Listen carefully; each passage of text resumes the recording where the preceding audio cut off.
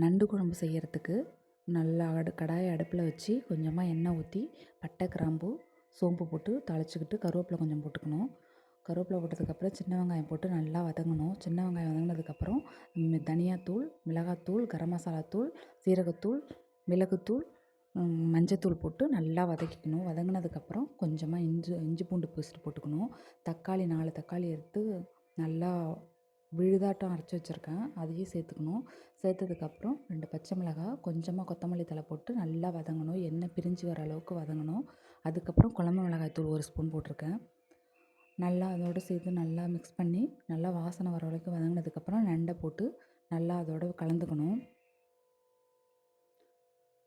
நண்டு நல்லா சுருள வதங்கணும். வதங்கினோன்னு கொஞ்சமாக தண்ணி விடும். நல்லா வதங்க நண்டுலேருந்து கொஞ்சம் தண்ணி பிரிஞ்சு வரும். வந்ததுக்கப்புறம் தேங்காய் பேஸ்ட் அரைச்சி ஊற்றிருக்கேன். தேங்காயோட கொஞ்சமாக சோம்பு, கசகசா கொஞ்சம் சேர்த்து அரைச்சிருக்கேன். அரைச்சி அதோடு சேர்த்துற வேண்டியதான். சேர்த்து நல்லா கொதி வந்ததுக்கப்புறம் கொஞ்சமாக கொத்தமல்லி தழை போட்டு இறக்கிட வேண்டியதான். நண்டு குழம்பு ரெடி.